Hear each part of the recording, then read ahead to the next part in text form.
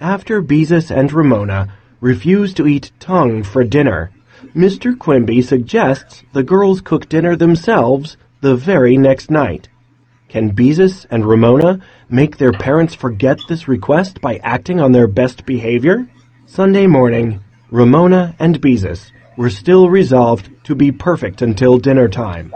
They got up without being called, avoided arguing over who should read Dear Abby's advice first in the paper, complimented their mother on her French toast, and went off through the drizzly rain to Sunday school, neat, combed, and bravely smiling. Later, they cleaned up their rooms without being told. At lunchtime, they ate without complaint the sandwiches they knew were made of ground-up tongue. A little added pickle relish did not fool them, but it did help.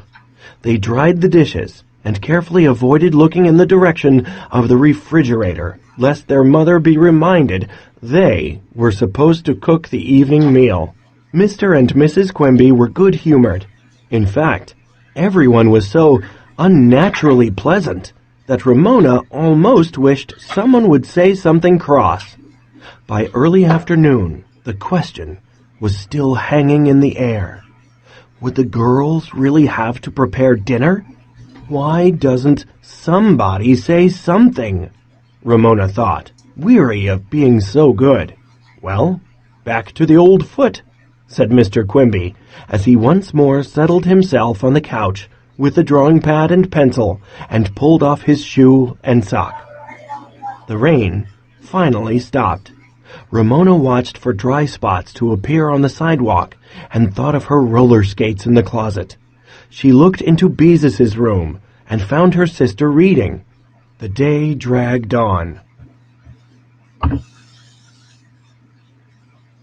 When dry spots on the concrete in front of the Quimby's house widened until moisture remained only in the cracks of the sidewalk, Ramona pulled her skates out of her closet. To her father, who was holding a drawing of his foot at arm's length to study it, she said, "Well, I guess I'll go out and skate." "Aren't you forgetting something?" he asked. "What?" asked Ramona, knowing very well what. "Dinner," he said. The question that had hung in the air all day was answered. The matter was settled. Stop and think. Infer. Predict. Why does Ramona pretend to forget about dinner? What is she hoping will happen? "We're stuck," Ramona told Beezus. "Now we can stop being so good." The sisters went into the kitchen, shut the door, and opened the refrigerator. "A package of chicken thighs," said Beezus with a groan, "and a package of frozen peas, and yogurt, 1 carton of plain, and 1 of banana. There must have been a special on yogurt." She closed the refrigerator and reached for a cookbook. "I could make place cards," said Ramona, as Beezus frantically flipped pages. "We can't eat place cards," said Beezus. "Besides, cornbread is your job, because you brought it up." Both girls spoke in whispers. There was no need to let their parents, their mean old parents, know what was going on in the kitchen.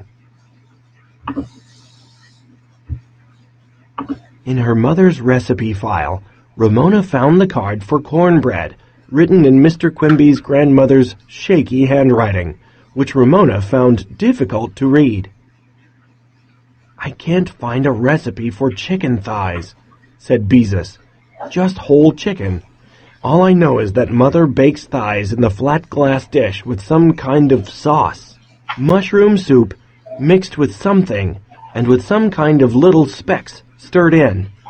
Ramona remembered that much from watching her mother. Beezus opened the cupboard of canned goods. "But there isn't any mushroom soup," she said. "What are we going to do?" "Mix up something wet," suggested Ramona.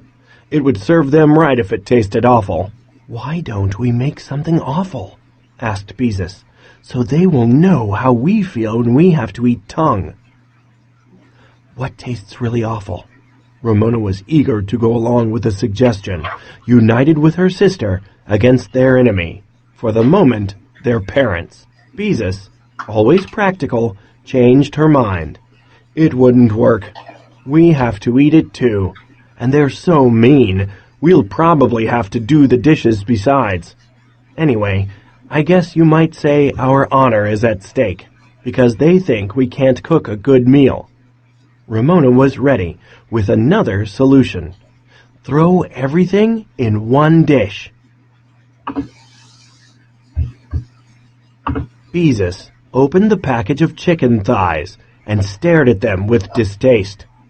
I can't stand touching raw meat, she said, as she picked up a thigh between two forks.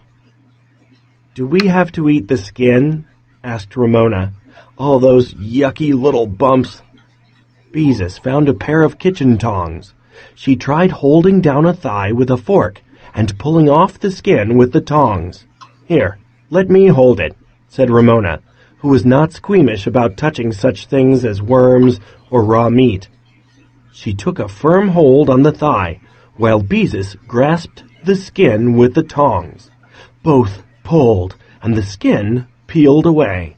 They played tug-of-war with each thigh, leaving a sad-looking heap of skins on the counter and a layer of chicken thighs in the glass dish. Can't you remember what little Speck's mother uses? Asked Beezus. Ramona could not. The girls studied the spice shelf, unscrewed jar lids, and sniffed. Nutmeg? No. Cloves? Terrible. Cinnamon? Chili powder? Well, yes, that must be it. Ramona remembered that the specks were red.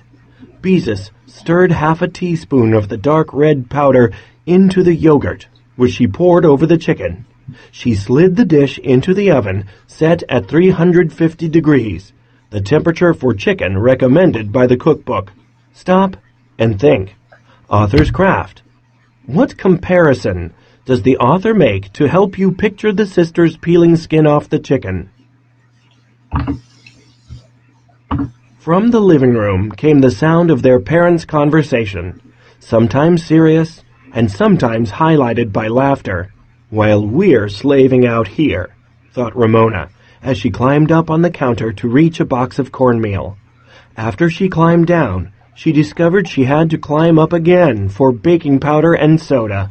She finally knelt on the counter to save time and asked Beezus to bring her an egg.